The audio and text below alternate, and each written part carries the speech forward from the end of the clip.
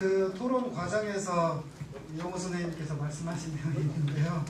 저희가 이번 학술대회를 기획하면서 여러 가지 생각을 하고 또 어떻게 하면 연구를 확산시키고 또 심도 있게 할 것인가 하는 생각을 많이 했었는데, 원래는 젊은 신진 연구자들이 발표를 하고 또 선생님들께서 토론하는 게 맞는데, 우선은 이제 신진 연구자들이 좀 많지 않고, 그래서 신진 연구자들이 참여할 수 있는 기회도 많지 않고, 그래서 우선은 토론으로라도 좀 참여해서 관심을 갖도록 그런 생각으로 했습니다. 앞으로는 이제 그 신진 연구자들이 발표하고 또 선생님들께서 토론하고 이렇게 해서 좀 연구가 활성화될 수 있도록 이렇게 기획을 해보겠습니다.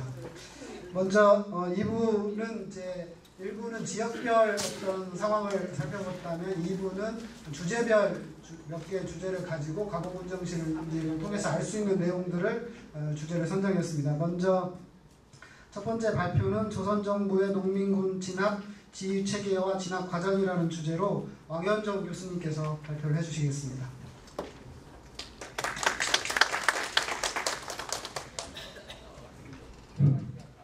네, 안녕하십니까. 소개받은 왕현정입니다. 제가 그 주제로 설정한 것은 그 가보 군정실기의 큰 주제라고 할 수 있는데, 조선정부의 농민군 진압 지휘체계 그리고 진압 과정에 대한 발표가 되겠습니다. 이 문제를 살펴보기 전에 몇 가지 역사적 상황을 볼 필요가 있습니다. 1894년 8월 하순, 그때 벌어진 주요한 일이 크게 두 가지가 있었는데, 하나는 청일전쟁에서의 평양성 전투에서의 그 일본군의 승리라고 하는 정세 변화의 요인이 있었고, 또 하나는 이제 가보 개혁의 어떤 여러 가지 개혁안들이 농민군의 집강소의 개혁 활동을 겹치면서 이것을 어떻게 수용하느냐 아니면 그 다음 단계로 나가느냐, 이런 모색이라고 하는 두 가지 과제가 8월 중순에서 하순에 전개된 그런 상황이 되겠습니다.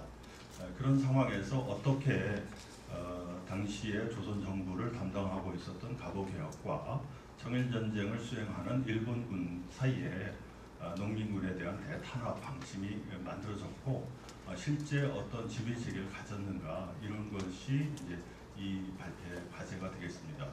기존의 연구에 의하면 서론에서 제가 설명을 했는데요.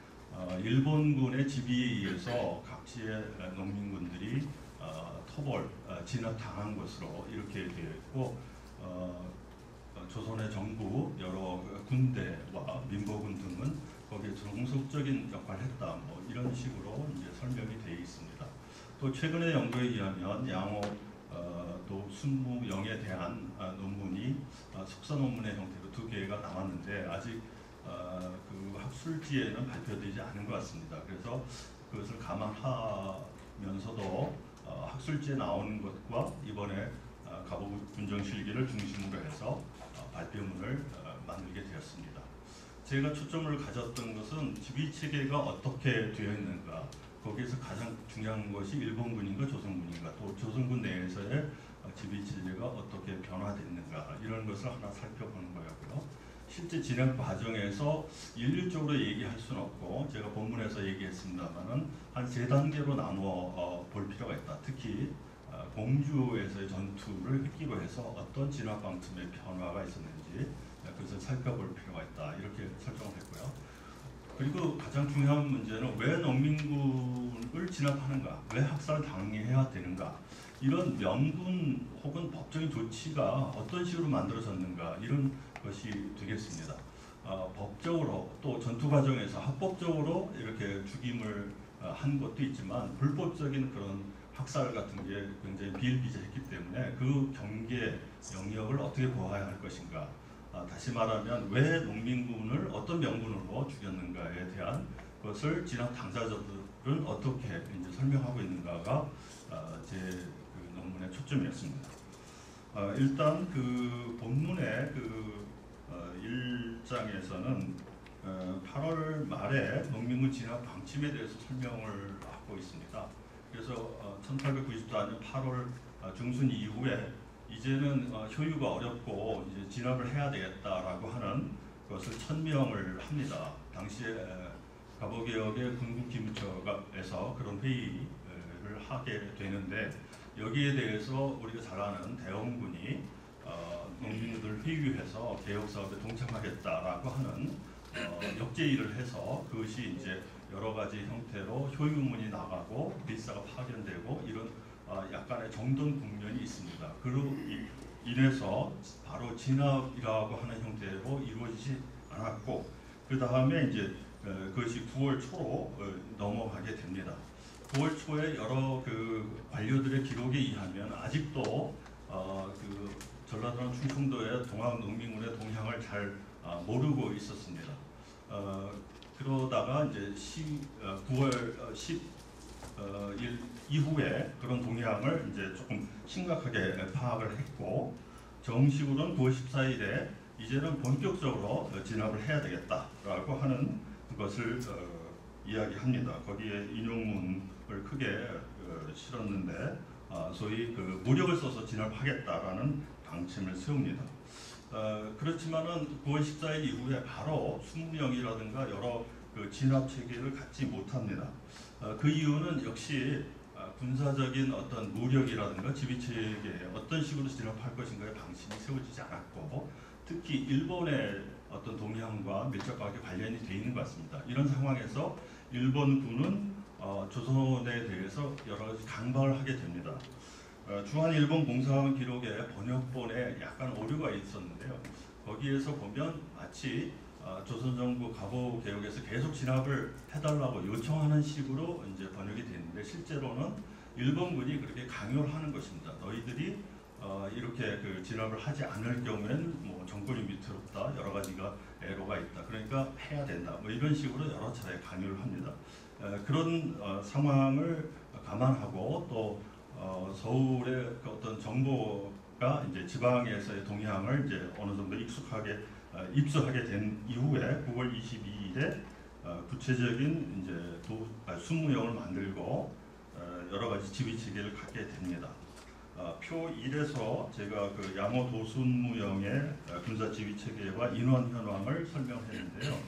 요거는 앞서 신용호 선생님이 그 인용해 주신 그 통계하고 약간 착오가 좀 생겼는데 저도 다시 한번 확인해 보겠습니다. 그런데 이 부분은 가보군정실기에서 처음으로 전체적인 규모를 표시한 것입니다.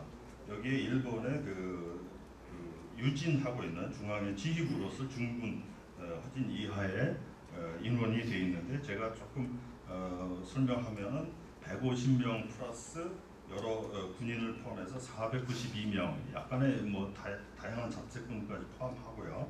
뭐 이렇게 돼서 이제 좀 규모가 큰데 실제로는 한 150명 정도의 실제 군인.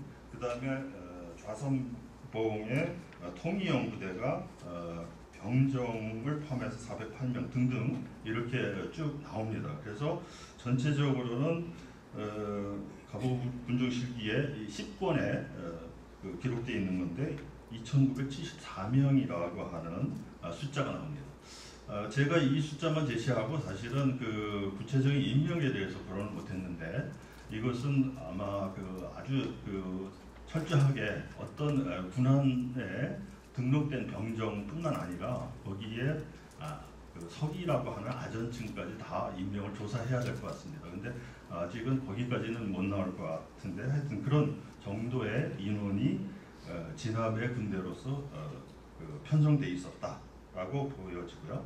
일본도 역시 청일전쟁의 수행과 조선 주재의 군인들이 있습니다. 각 주에 보면은 17회 대개 주재한 그 병사의 수가 2,708명 정도 된다고 하는데 거기에 핵심 부대인 후비 보병 19대대는 한 627명 정도 되는 것 같습니다. 그러니까 이런 인원들이 조선의 군대는 약 3,000명, 일본의 19대대는 600여 명이 여기에 참여하게 되고요. 일본의 그 방침은 아주 철저하게 진압하는 것을 있었습니다. 이것은 기존의 그 어떤 연구와 같은 것이고요. 문제는 그 일본군의 지휘 체제와 양호 도순무영과의 양자 관계가 어떻게 되느냐라는 것입니다. 제가 초기의 과정을 보면은 이것은 약간 병립되어 있다 이렇게 보는 것이 맞는 것 같습니다. 일본군은 일본군 나름대로의 체제를 가지고 있고 양호 순무영은 양호 순무영대로 해서 예하 부대를 이제 통제하고 있습니다. 그러나 이것이 이제 진압 과정에 들어갔을 때 좀 변동이 생기게 되는데 그 변동이 생기게 된 원인은 외교 대신 공사와의 교류를 통해서 농민군을 진압하게 된다. 거기에 일본이 협조하게 된다. 그리고 청일전쟁에 수행해서 일종의 양국 맹약이라든가 여러 가지 것을 들어서 강요하는 그런 측면이 있습니다. 그래서 결국은 진압 과정에서는 크게 어떤 그 일본군 소위 전시작전권의 지휘처럼 되어 있지만은 기구 자체는 병립되어 있었다 이렇게 보는 것이 맞는 것 같습니다. 시간 관계상 그 진압 과정에 대한 그런 세 시기 구분에 대해서는 본문으로 대체하겠습니다. 여기서 이제 제가 표현한 거는 9월 22일 도순무영부터 시작해서 10월 22일까지는 약간의 혼선이 있었고 지휘 체제가 명확하게 되지 않은 측면이 있었습니다. 아까 그 오전이나 오후의 발표에서도 역시 이런 부분이 지적이 되었는데 요것은 요 초기의 국면이라고 생각해야 될 것 같고요. 두 번째 국면은 이제 공주에서의 전격적인 그 연합 작전을 통해서 여러 가지 그 진압을 하게 되고 여기에 일본군의 어떤 전시 지휘가 굉장히 강화됐다라는 것을 볼 수 있습니다. 세 번째 단계는 이제 공주 전투 이후에 그 다음에 1895년 2월까지 일어났던 진압의 과정인데요. 여기에서는 철저하게 일본군이 농민군의 토벌에 지휘권을 강화하고 압박해 나가고 있습니다. 그래서 종전에 교도 중대 정도를 통과했던 것이 장위영뿐만 아니라 통이영 각각의 예하 부대에 직접 조선의 부대에 명령을 내리기 시작합니다. 그래서 직접적인 토벌의 선두에 섰다 이렇게 얘기를 할 수 있습니다. 그 다음 부분은 농민군에 대한 처리 방침과 처형의 실태인데요. 초기에 그 국왕의 교서라든가 이런 걸 보면 농민군에 대한 강력한 토벌 의지를 밝히고 있습니다. 특히 이제 도순무영의 고시문 같은 경우에 보면은 예를 들어서 이제 그런 그 동학의 우두머리를 바치거나 했을 때는 포상을 해주겠다 뭐 그런 것까지 얘기를 하고 있습니다. 다만 초기부터 지도자의 접수층하고 다수 참가층을 구별한다 뭐 이런 원칙을 표방을 하고 있습니다. 그렇지만은 그 풀어주는 대상을 굉장히 그 제한을 하고 있습니다. 그래서 여기에 보면 한 4가지 정도의 조건들을 제시를 했는데요. 그러니까 명백하게 이제 참여를 한 사람들은 거의 처벌하는 식으로 또 압박을 강하고 있습니다. 그리고 여러 가지 뭐 오가 작동이라든가 이런 그 통제 정책을 통해서 농민군을 적대적으로 토벌하고 있었고요. 또 일본은 아까 말씀드린 것처럼 공주전투 이후에 전적으로 이제 지휘권을 행사해가면서 더욱더 이제 강화하고 있었죠. 일본군도 역시 초기에는 혐의가 없는 자들을 풀어주는 그런 유화 정치를 하지만은 전투가 진행되면 될수록 아주 그 강력하게 토벌하는 그런 과정이 있고 특히 일본의 그 영사나 외교 관리들은 그 동학당의 그 포로들, 지휘자들 사로잡아서 그들을 신문하면서 재판 과정에 회심으로서의 일정한 역할을 하고 있습니다. 그러는 과정에서 결국은 일부 거기의 지도자들은 이제 그 일본 공사관이나 그 재판 과정에 들어갔지만 대부분의 포로들은 학살했다 이렇게 볼 수가 있습니다. 더군다나 그 초기의 방침에서 보면 주도자와 참여자를 구분한다든지, 참여자 중에서도 이를테면 뭐 기술을 하는 사람들은 이렇게 그 관용을 베푸는 그런 조치를 취하고 있었지만은 94년 12월 정도 되면은 그것이 아주 그 가혹하게 처벌하는 식으로 바뀌었고, 더군다나 각 지방에서 소위 인보군이라고 하는 지방의 그 어떤 그 자율적으로 만들어진 뭐 유해군이나 포수나 뭐 이런 사람들이 형성에 대해서 어떤 동학의 혐의자 혹은 그 마을의 사람들을 아주 그 사적으로 많이 잡아 죽이는 경우가 있었습니다. 이 경우에 대해서 그 조선 정부나 양호도 수무영에서는 그것은 할 수 없다 이렇게 방침을 한편에서 하고 있지만은 나중에 가면은 그것을 다 용인해 줍니다. 그래서 사적인 어떤 그 탄압 같은 거를 다 허용해 주는 상태로 가게 됩니다. 그래서 이런 과정이 결국은 각 지방에서의 농민군 학살의 어떤 점진적인 아주 폭발적인 그 희생으로 이렇게 가하게 되는 그런 상황으로 들어갔다 이렇게 볼 수 있고, 이런 상황들을 알 수 있는 것이 가보군정실기나 각종의 그 진압군의 자료에서 알 수 있다 이렇게 요약을 드릴 수 있겠습니다. 제가 마지막으로 좀 이렇게 그 말씀드리고 싶은 것은 이따가 토론에서 그 여러 가지 그 논란이 있겠습니다만은 중요한 것은 어떤 것이냐면은 동학 농민군의 토벌에 참여한 사람들을 아주 포괄적이면서도 구체적인 인명을 다 포함할 정도로 자세한 조사가 있어야 되겠고, 또 농민군을 토벌 진압하는 데의 명분이라는 것을 어떻게 설정하고 있는지 그런 부분에 대해서 이제 좀 더 구체적으로 설명해야 될 것 같고요. 그 다음에 최종적으로 이런 그 미중유의 그 어떤 포갑이 있었던 것을 우리가 어떻게 책임지고 어떻게 역사적으로 해결해 나갈 것인지 이런 것들을 아울러 검토해야 되지 않을까 생각합니다. 이상으로 발표를 마치겠습니다. 네, 감사합니다. 실제 그 가보군정실기에 실제 처리 방침이 있지만 그것이 그 지켜지지 않고 시간이 지날수록 가혹하게 처리됐다 하는 점들이 좀 눈여겨보는 그런 대목입니다. 다음은 그 가보군정실기를 통해 본 새로운 농민군의 활동이라는 주제로 조재권 선생님께서 발표를 해주시겠습니다.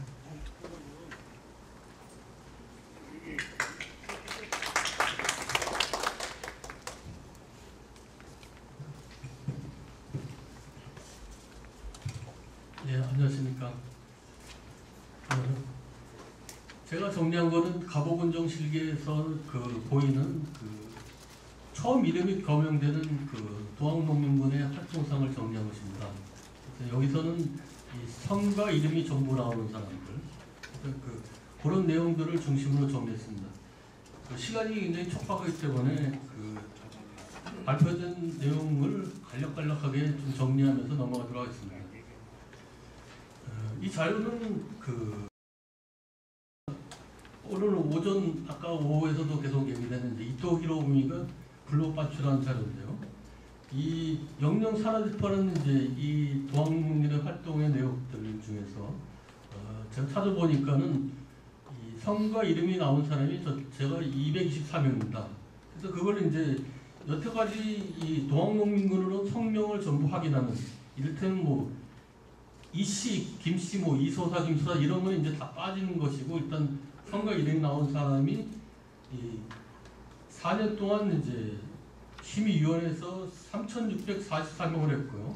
그 다음에 이제 이 기념재단에서 추가로 확인한 사람들이 이제 이 보면 그 전부 318명인데, 그 318명은 이제 지역 각종 이제 사료 조사하고 또 답사를 가고 구술 체록하고 뭐 이런 이제 문서자료를 통해서 한 것인데, 이 중에서 224명의 내용이 가보군정실기에 나오는 것이기 때문에 이제 가보군정실기는 그만큼 이제 이 농민군의 이름을 확인하는데도 굉장히 중요한 자료였다는 것이 이제 세상 다시 확인된 것입니다. 그래서 이제 도항농민군 참여인사들의 이제 설명과 이제 실명 활동 내용이 이제 정부 문서지만 상세히 나오고 있는데요. 근데 이제 다른 자료랑 좀 차이점이 이게 인원이 이렇게 많이 나올 수 있는 거는 이 승려원 일 같은 경우에는 이제 보통 거기에 뭐 아무개 등 몇 명, 몇여 명, 뭐 전봉준 외 몇 명 이렇게 표현되고 이제 딴 자료 보면 잡힌 비도는 총 몇 명이다. 그래서 보통 이름을 거론 안 하는데 이 기록에서는 이제 무슨 여명이라고 하는 기록에 나오는 사람들의 이름들이 이제 처음으로 실명 확인되는 것이 이제 차이점입니다. 그러나 이 자료에서도 같은 경우 자료에서 뭐 중요인사 1명 넣고 아무개 외에 30명을 처형. 그래서 이제 이 사람 빼놓고 30명은 이제 전혀 이름이 확인되지 않는 거죠. 이 내용을 아까도 말씀드렸다시피 이제 농군 전체가 아닌 이제 갑오군정 실기 기사 내용에서 성과 이름이 확인된 224명의 활동상을 명시한 것입니다. 그래서 아까 그 오전 발표에서도 박준성 선생님이 말씀하셨지만은 이제 각 도와 이제 각 군의 농민 활동도 이제 아니 심지어 도경을 넘나드는 것 이런 것들이 많았고 또 계열이나 시점을 달리는 경우도 이제 많았습니다. 근데 여기서는 이제 활동 내지 체포 지역에서의 활동상을 각 도별, 권역별로 묶어서 이제 정리 소개해봤습니다. 두 번째는 이제 각 지역별 농민군의 활동 내역을 표로 그려본 것입니다. 이 갑오군정 실기 총 10건인데 이 10건 중에 1권부터 9권까지가 이제 농민군 진압 내용이고 10책은 이제 토벌군의 이제 공적 기록입니다. 그래서 우리가 얘기되는 건 1책에서 9책 내용. 그래서 이 표를 보시면은 이 제일 오른쪽에 권으로 된 것이 이제 권 밑에 가로 1, 가로 3 이게 동그라미 3 이게 이제 전부 각 책수를 얘기하는 것이죠. 그래서 강원도의 기록은 이제 참여했다가 체포돼서 뭐 농민군을 밀고 하는 이제 전향하는 경우도 일부 나오고 있고 또 재산을 몰수당하는 경우 그런 경우라든지 그다음 경기도의 경우가 이제 재밌는 경우가 많이 나오는데요. 여주의 경우는 이제 아들 사이와 함께 이제 체포되어서 장용당하거나 또 처가 대신 이제 농민군의 처가 투옥된 경우, 또 홍순동의 경우는 어머니가 대신 이제 처형당하는 경우가 있고, 또 그 아들과 아버지가 같이 총살당하는 경우, 뭐 이런 경우가 있습니다. 그리고 이제 그 음주의 경우 같은 경우는 이제 전향에도 불구하고 이제 총살당하고 재산도 몰수당하는 경우가 있고요. 그 다음에 이제 연천의 경우 보면은 이제 연천 수접주가 그 홍주까지 가서 이제 활동하다 홍주에서 피살되는 경우가 있습니다. 그다음에 충청도의 경우는 오전 발표에서도 김영수 선생이 강조하신 이제 세성대 전투에 이제 참가자들이 나오는데 여태까지 자료들에서는 이제 이희인 외 12명이라고 하는데 이제 12명 명단이 이제 다 나옵니다. 박천복부터 김희성까지가 그 12명이고요. 그 다음에 이제 한산의 경우는 농민군으로 활동하다가 이제 동민에게 세곡을 나눠주었고 그 이후로 이제 주민에게 살해당하는 경우도 보이고요.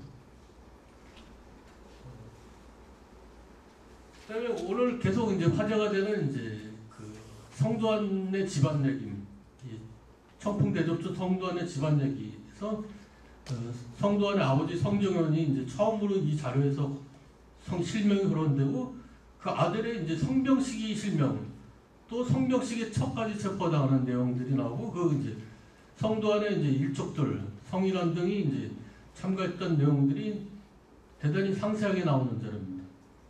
그 다음에 전라도의 경우는 아까 이병수 선생님이 발표하신 내용에서 이제 소환도의 기록들이 처음 나옵니다. 그래서 저도 이제 소환도 기록은 이제 처음 봤는데 토론하신 이제 그 허수 선생이 소환도에서는 뭐 내부에서 홈페이지까지 운영해서 하고 있다는데 이제 오히려 그 도항 농민 이 혁명을 공부한 사람들은 그 자료를 못 봤던 것이죠. 그래서 이 기초 자료에서는 이제 처음 나오는 것으로 이제 알고 있습니다.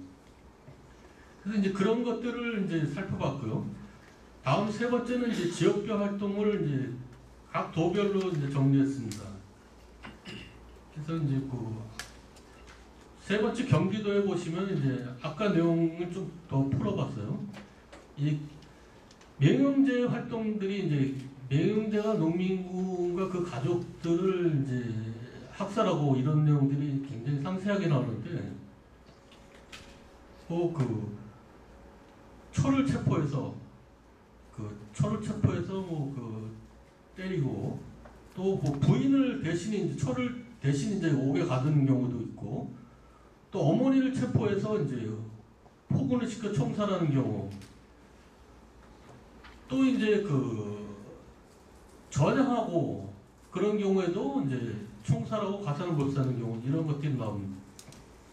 지평양근은 이제 맹흥제 이제 터기 때문에 이런 경우에 이제 자수하는 경우도 처형하거나 이제 그 사람들의 경종을 하기 위해서 이 양근의 두물머리에서 이제 공개 처형을 하는 경우가 많이 나옵니다. 충청도의 경우는 가장 많은 이제 213명에 108명 거의 이제 한 50% 정도가 되는데요. 이걸 일일이 이제 그 아까 신영호 선생님도 말씀하셨지만 이게 하나하나 이 정리하기가 굉장히 아직까지 어려운 상태라서 저는 뭐 한 5개 권역별로 분류해서 정리해봤습니다. 그런 내용들을 이제 적어놨고요. 그래서 그 내용들은 이 본문 한번 읽어보시기 바랍니다. 마지막은 이제 매진말에서 보면 이 총 214명에서 이제 평안, 함경, 경상도를 제한 이제 전국적 목표를 보이고 있습니다.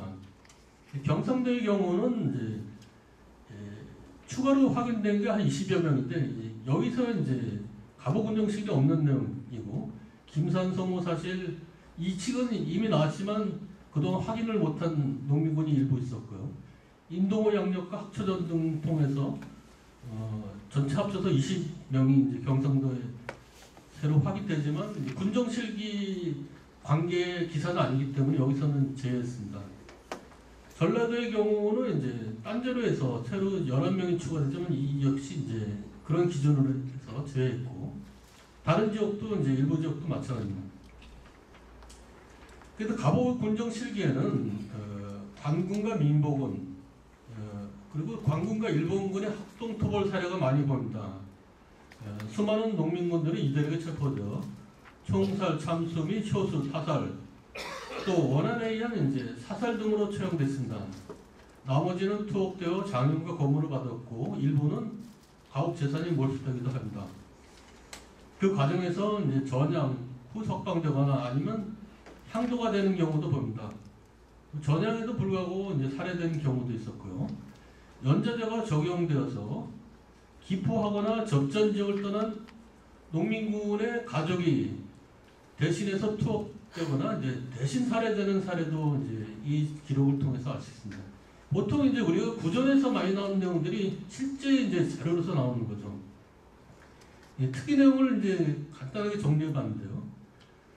강원도의 경우 이제 영서 전역에서 맹흥제가 아주 조행무지 활약하는 내용이 구체적으로 확인되고요.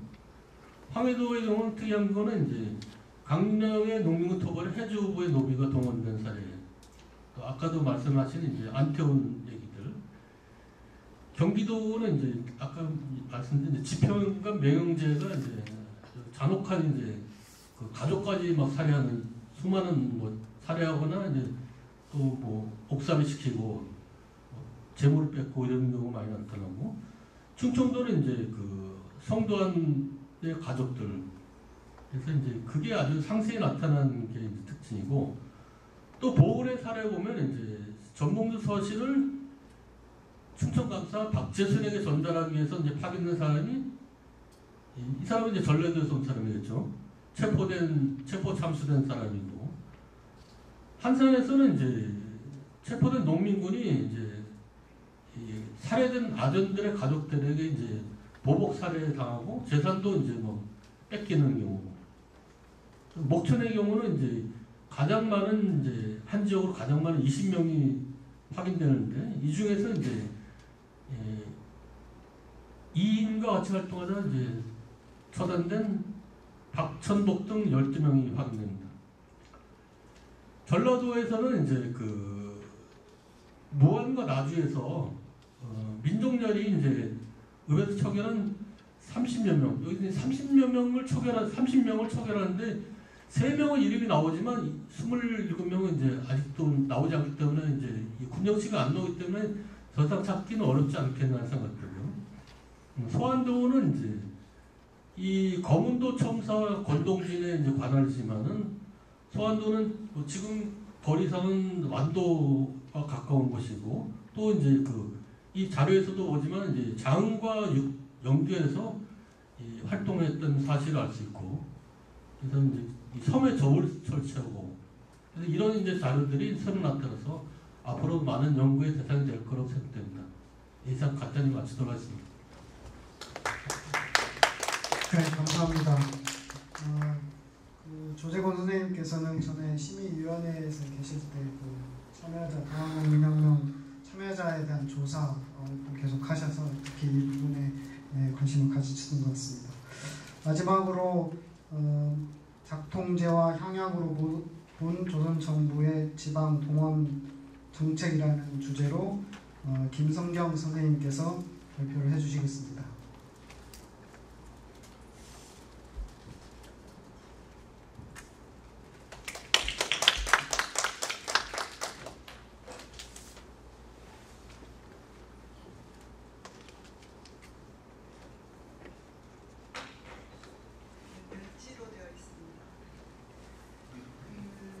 군정 시기를 받아들이고 읽으면서 느꼈던 것이 조선 정부가 전쟁을 어떻게 수행했을까 하는 전모를 파악하는데 이제까지 우리가 주로 중앙군이나 일본군의 그 활동사항에 주목했다면은 의외로 조선 정부가 지방을 동원하는데 상당한 체계를 갖추었다라는 생각을 하게 되었습니다. 그래서 그 전쟁이 이제 진행되어지면서 거의 곧바로 지방을 선보사, 손보관, 이런 뭐 참보관, 의병 그리고 일반민 이렇게 체계화하는 그런 작업을 하게 되고요. 그런 과정을 통해서 민족 장정이나 그리고 그 군량까지도 동원하면서 전쟁이 수행되어 가는 과정을 살펴보면서 이 부분을 이제 정리할 필요가 있다고 생각되어졌는데 제가 처음 여기 학술대회 기획팀으로부터 받은 것은 작통제와 향약으로 본 조선 정부의 어떤 지방 통제 정책이라는 제목이었는데 사실상 통제 정책이라고 한다면 통제하고서 이제 일이 끝나버릴 텐데 사실은 지방 사회에서 통제로 일이 끝나는 게 아니고 광범위하게 민들이 동원되어서 정부, 지방 지배층, 민 그리고 농민군의 상호 관계들이 만들어진다. 그렇다면은 이거를 통제보다는 동원 정책으로 보는 것이 타당하지 않을까 해서 제목을 수정해 보았습니다. 정규 군대와 군수물자를 충분히 확보하지 못한 채 조선 정부가 전쟁을 하면서 특히 이제 중앙군이나 일본군은 주요한 전투를 수행하지만은 중앙군이나 일본군이 들어오기 이전의 지역들, 또 그들이 물러간 다음의 지역들 이런 것들을 이제 장악하는 것은 이 지방의 이런 어떤 새로운 동원 체계를 통해서 이루어지게 되어지는데요. 저는 국가가 이런 동원 체계를 만들어가는 데 있어서 민하고 말단을 장악하는데 우리가 이제 다 알다시피 우가 작통과 향약이 그 역할을 한다고 생각하겠습니다. 그래서 이 글에서는 이 중앙정부 그리고 순무영 그리고 지방 지배층들이 주로 이제 지방군과 지방 지배층이 주로 참가하게 되는 여러 소무관, 별군관, 참무관 이런 직책과 또 이제 그들 자신도 의병이기도 하고 또 휘하의 의병을 거느리고 그것이 민과 연결되어지는 그런 장치로서 오가 작동과 향락을 주목할 필요가 있다고 보고 이걸 살펴보았는데요. 실제로 오가 작통은 조선 사회에서 당시로서는 거의 이제 호적의 어떤 종이 위에 있는 것이고 향약의 경우도 자주 집회를 이제 반복함으로써 일부 양반들이 장악하고 있는 마을의 동약 외에는 그렇게 오래 지속되었지 못했습니다. 그런데 이런 오가 작통과 그 향약이 농민 전쟁 뒤에 다시 이제 동원되어짐으로써 과연 지배층과 민들을 동원해낼 수 있겠는가? 이들을 동원함으로써 국가가 부족한 어떤 그 전쟁 체계를 수행해갈 수 있겠는가 하는 것이 그래서 살펴보려고 하는 건데 저는 이 전쟁을 몇 가지 차원에서 살펴보면 좋겠다고 생각합니다. 첫째는 이제 전투 차원에서 전투에 동원될 장정이나 어떤 군량을 동원하는 그런 체계가 있고 또 하나는 지방사회 자체가 하나의 전투의 현장이 된다라고 생각되어지는데 이거는 농민군들이 실제로 이제 전투 이전에 이미 직강소 단계라고 흔히 부르는 이 시기가 사실은 그 농민전쟁이 확산되어지는 시기고 이 확산기의 주요한 싸움이라고 하는 것은 지방사회에서 누가 주도권을 잡느냐 농민이 공적 영역을 진출함으로써 그분에 대한 주도권 다툼 그리고 그러한 힘을 배경으로 한 어떤 농민군들의 자신들의 사회적 가치를 선전하고 그에 대응해서 양반 유생측과 대립하고 또 그들이 요구하는 품행에 대해서 적대하는 대항 품행을 창출하고 이런 것들이 또 하나의 어떤 전투의 현장이고 그런 전투의 현장에서 실제로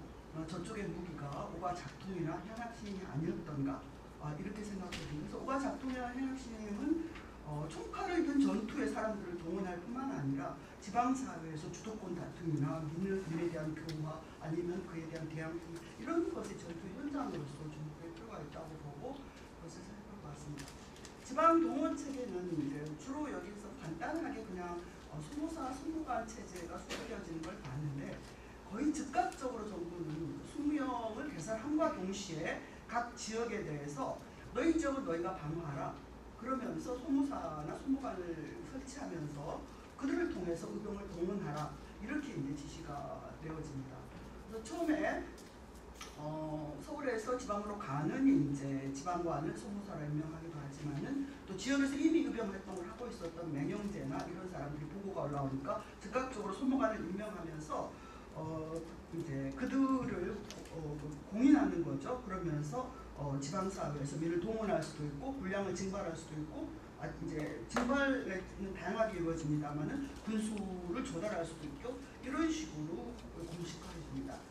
이런 과정이 쭉 이어지는데 제가 뒤에 이제 그 정리한 거는 소모사 임명과 소모관 임명인데 이거는 승정원 일기를 통해서 이들은 국왕이 처음에는 의정부에서 계문해서 이제 소모사가 임명되고 뒤에 소모관은 숙무영에서 계문을 해서 임명을 합니다. 그런데 그 가고 군정실기에는 이들 이외에도 굉장히 많은 이제 소모관이 이렇게 등장하는데 그들까지도 국왕에게 계문해서 한 건지 아니면은 그 소모사가 있는 소모영이나 소모관이 있는 소모진에서 자체적으로 한 건지 아니면 숙무영에서 별도로 한 건지가 명확하지 않은데 기록에서 빠진 것일 수도 있고 자체적으로 한 것일 수도 있고 이렇게 생각되어집니다. 그 뒤에는 이제 4페이지를 보면은요, 이들이 의병을 스스로 조직하거나 지역 의병들과 긴밀한 관계를 가지고 활동을 하고 있는 걸 볼 수가 있습니다. 그 다음 그 맹영제 보고에도 보면은 자기가 거느리는 부대와 또 요주의 의병소 또는 여주의 의병소, 양근의 의병소 이런 것들과 함께 전투를 벌였다는 그런 오가 작통 체제와 그 상호 감시 안지체 그 오가 작통은 시행된 상황, 시행 주체, 시행 시기에 따라서 여러 가지 기능을 했다고 있다고 보여집니다. 처음 가보 군정실기에 오가 작동 기사가 나오는 것은 9월 30일자 숙무영이 진어영 병박, 이게 춘천에 있는 진어영, 당시 춘천 유수로서 이제 진어영을 두고 있었는데 그 병박에게 보낸 전력입니다. 이게 왜 보냈냐면은 지금 그 소모관 지평현관 맹영제가 전투에서 활약을 하고 있는데 그가 이제 그 선멸한 지역에 많은 잔당들이 있다. 이들 잔당들을 어떻게 관리할 것인가? 이걸 오가 작통을 통해서 수습해라, 안집하라, 감시하라 이런 식으로 그 지침을 내려준 겁니다. 그래서 너희가 진어영에서 관할하는 그 지역에 빨리 오가 작통을 시행하도록 그렇게 실시하라 이렇게 되어 있는데 거기 보면은 이미 이제 몇 가지 방침이 나와 있습니다. 빠져나간 무리들은 귀순하고 받아들인다라는 귀순 활동을 받아들인다는 거고 끝까지 악습을 고치지 않는 자는 찾아내어 잡아 즉각 목을 베어 경계하니까 전투 중에 죽는 것 외에도 포로라든지 또는 찾아내서까지 죽일 수 있도록 그렇게 한 거고요. 오가 작통을 실시하여 통수에게 적발의 책임을 지울 것, 통수도 일일로 사연에 처할 것, 상호 감시체적 공동 책임제로 이제 전투가 일어난 다음 지역들을 경계할 수 있도록 그렇게 했습니다. 그 다음에 그 오가 작통 기사가 나오는 것은 10월 30일 날 춘천감사 박재순의 그 오가 작통 조목인데 이거는 이제 11월 30일이면 그 충청도에서 공두 대전투 주요한 전투가 이제 끝나고 밑으로 이제 그 선봉진이나 농민군 본진이 내려간 다음에 어떻게 그 다음에 이 지역을 수습할 것인가라는 차원에서 오가 작통 조목을 제안을 했습니다. 그러니까 숙명에서는 우리가 이미 오가 작통 규식을 내려보냈다. 그거에 따라서 시행하라라고 했는데 두 개의 규식이 약간의 차이가 있습니다. 여기에서 보면은 여기서 특징적인 것이 문패를 다 달도록 하라. 그래서 오가 단위로 문패를 달고 통수를 두어서 상호 감시하고 사람들이 왕래하는 것까지 다 감시하도록 하라 이렇게 되었는데 춘천 감사는 특히 안집책을 많이 이야기하고 있습니다. 당시 이제 농민들이 돌아와도 유해라든지 다른 지역 의병이라든지 이런 사람들이 이제 이들을 그 추적해서 괴롭히는데 이것에 대해서 이건 다 오가 작통과 그 지역이 책임지도록 하라 이런 식으로 이렇게 했으면 좋겠다라는 걸 제안을 했고요.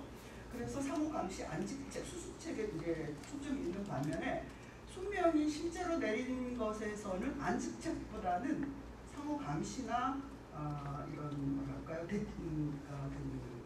경계 대책, 농민군이 재발하지 않도록 방어하는 이런 대책에 더 초점이 있었던 걸로 볼 수 있습니다. 그 다음에는 8페이지에 오가 작통과 향약의 중첩.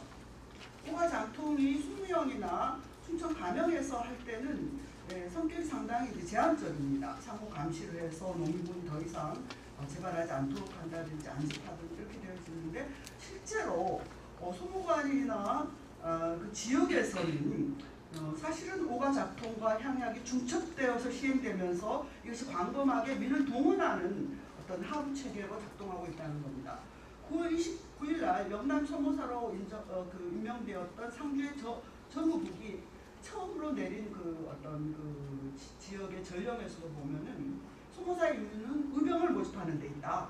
대소민은 그 비례에 들지 않는 양민들은 의병이 되어야 한다면서 오가를 일통으로 해서 대오를 편성하라 이렇게 되어 있고요. 결국 그 다음에는 이제 성주가 아니라 상주 향해서에 나가서 의료소를 만들고 그 지역의 유지들을 동원해서 이 사람들을 강면의 도약장, 부약장으로 중간 책임자로 동원하는 그런 체제를 갖추게 됩니다. 그래서 만들어진 것이 그 군문규획. 이거는 그 가보 군정실기에 있는 건 아니고 소모사실이나 소모일기에 있는 것들입니다. 거기 보면은 포군을 설치해서 정예군을 하고 그 다음에 일반 장정을 이제 따로 뽑아서 병대를 설치하고 이들에 대한 군량을 포군 같은 경우는 이제 원료로 지급하고 이런 군량을 어떻게 이제 지역 사회가 동원해낼 것인가 뭐 이런 것들을 이야기하고 있습니다. 그 다음에 또 하나 영남 소모사로 임명되었던 조시영 같은 경우도 가장 먼저 내려보낸 전령이 면마다 약정을 두라, 오가를 작통하라. 이런 식입니다. 그래서 결국은 그런 그 자기가 부여받은 임무, 의병을 어떻게 동원해서 만들어낼 것인가, 그걸 오가 작동과 향양을 통해서 만들어내려고 했던 그런 그 상황을 볼 수가 있겠습니다. 이거는 이 두 사례뿐만 아니라 이미 그 이전에 나름대로 지역에서 민복군이나 의병을 조직했던 제 지역에서 자체적으로 대개 오가 작동이나 향양을 통해서 지역을 단속하고 민을 뽑아내고 중간 책임자들을 만들어내고 하는 상황을 쭉 볼 수가 있겠습니다. 마지막 그 12페이지에는 강릉 지역에서도 오가를 일통으로 만들어내면서 통마다 2초로 만들어서 대장 임명을 뽑고 총과 칼을 준비해서 대정보를 받아라, 이런 식으로 아주 그 본격적으로 군사를 만들어내는 장치로 사용하고 있는 걸 볼 수가 있겠습니다. 매진말을 읽으셔야 하겠습니까? 네, 매진말을 좀 읽어보겠습니다. 1893년 6월 9일 그 영동명 김병씨가 이제 고종을 아뢰려고 했죠. 거기에서 이렇게 임금에게 말합니다. 지금 임금에게는 신하도 없고 백성도 없다. 신하가 없는 이유를 이야기하고 백성이 없는 이야기. 임금께서 이들을 적자로 대하지 않으니 어떻게 백성들이 임금을 부모처럼 임금으로 섬기겠는가. 그러니까 당신에게는 백성이 없어. 이렇게 말하는 거죠. 즉 이제 당시 농민 그 정부군의 딜레마가 바로 이거죠. 정부나 충무용군의 이들을 적자로 대우하면서도 한편으로는 그러니까 그 임금의 어린 그 백성으로 대우하면서 한편으로 이들이 적당이라고 하는 거죠. 이들을 어떻게 이제 교화하면서 또 물리칠 것인가, 이런 것들이 수습 대책으로서 오가 작동을 실시함으로써 한편으로는 감시하고 한편으로는 안직하는 이런 정책을 내게 하는 거고요. 그러면서도 전쟁이 치열하게 이루어지는 현장에서, 지역사회 현장에서는 오가 작동이나 향약을 통해서 농민군을 전사로, 병정으로, 그리고 이제 그런 어떤 하부 단위로 그려야 된다고 생각합니다. 그런데 오가 작동이나 향약은 단순히 일반 민중을 동원하는 장치가 아니라 실제로는 지역사회 지배층을 동원하는 장치였다고 생각되어집니다. 이들을 동원해야만이 민의까지 동원될 수 있는 거고, 지배층에게 그들이 민을 교화할 수 있는 교화자로서의 위치를 부여하고 그들을 이끌어낼 수 있는 위치를 부여하죠. 그래서 많은 보충의 군량을 전다든지 뭐 이런 것들도 다 마찬가지 지방 지배층 유세층들을 동원하는 일종의 장치로서 기능했다고 생각합니다. 사실상 이들이 민을 동원하면서 오가 작동이나 향양을 내세웠던 것은 사실 근본적인 또 다른 전투 현장 때문인데, 민을 이끌고 민을 교화한다는 것은 치자임을 내세우는 사족들의 존재 근거입니다. 그리고 그 교화의 핵심에는 친친 존존 장장 남녀 유별이라고 하는 어떤 가장 중요한 인륜 도덕을 이제 향약을 통해서 뭐라고 할까요? 그 향약의 강신이라든지 계안이라든지 이런 걸 통해서 명분과 등급을 나누고 그것을 사회적으로 이제 주지하는 현장인 거죠. 그래서 향약의 주요 강신 의례라고 하는 건 별거 없습니다. 당에 앉는 사람, 그 다음에 계에 서는 사람, 마당에 있는 사람을 구분해서 각각의 그 사회적 규범과 행위 규범을 교육시키는 건데, 이거야말로 농민들에 의해서 농민군이 타파하고자 하는 주인과 양반이, 아니 주인과 노비가, 양반과 평민이 같은 당에서 서로 마주 앉아서 이야기를 나눈다. 그리고 이런 그런 그 어떤 등급 이런 것들을 어떻게 하면은 무너뜨리고 그것을 일상의 어떤 행위 규범으로까지 흥행으로까지 만들어낼 것인가 하는 것이 농민군이 가장 관심을 가졌던 문제였다고 한다면은 오가 작통이나 향약의 시행이라고 하는 것은 단순히 전투에 민을 동원하는 장치 이상의 의미를 가졌을 것이다라고 그렇게 생각되었습니다. 마지막 문장 읽겠습니다. 중앙정부는 소무사와 소무관을 임명하여 의병을 불러일으키고 또 한편으로 의병의 군사활동을 공인하고 뒷받침하였다. 의병은 다시 오가 작통이나 향약을 통해서 자신들과 일반민을 동원하여 전투에 나섰다. 이런 광범한 사회적 동원은 농민군의 경험과는 다른 형태의 사회적 연결망과 의식의 변화를 낳았을 것으로 보여집니다. 저는 이런 것이 이들을 하여튼 최대한의 것을 동원해서 농민군에 저항하고자 했지만 그것이 과연 성공적이었을까? 이들의 경험은 어쩌면 상당한 패배를 경험했고 이들이 사상적으로 어떤 뭐라고 할까요? 전향하는데 또 큰 역할을 했을 거라고 생각되어지고 한편으로 이런 그 의병이라든지 활동에 주요한 역할을 했던 미서층의 사회적 자각에도 큰 역할을 했을 거라고 생각했습니다. 그래서 우리가 농민전쟁이 미친 사회적 영향으로서는 농민군들의 전쟁의 경험이 어떻게 영향을 미쳤는가 뿐만 아니라 그 반대 세력들의 농민전쟁의 경험이 사회적으로 이후 어떻게 영향을 미치는가 이 두 가지를 다 살펴볼 필요가 있다고 생각되었습니다. 예. 감사합니다. 여러 가지 건강이 안 좋은 상태에서도 원고를 해주셔서 대단히 감사합니다. 저희 기념관에 그동안에 많은 문물 관련 문서들을 수집했는데 제가 가끔 그 문서들을 보면서 이 향약이나 그다음에 이 오가작품과 관련된 낱장의 문서들이 있었던 걸 확인했습니다. 그런데 그게 어떤 연구나 이런 실질적으로 인용이 되거나 그런 건 못했었습니다. 예를 들어 도약장, 유명장 이런 것들이 있는데 그게 어떤 선상에서 나왔는지 그런 것들이 전혀 확인되지 않았는데 이런 향약과 오가작품과 관련된 그리고 유해 성질 이런 것들이 있었는데요. 앞으로 그런 연구가 같이 이루어졌으면 좋겠다 그런 생각을 해봤습니다. 이상으로 발표를 마치고요. 5시에 2부 토론을 시작하도록 하겠습니다. 너무 빡빡한데 죄송하게 생각합니다. 이상입니다. 지금은 또 쉬어.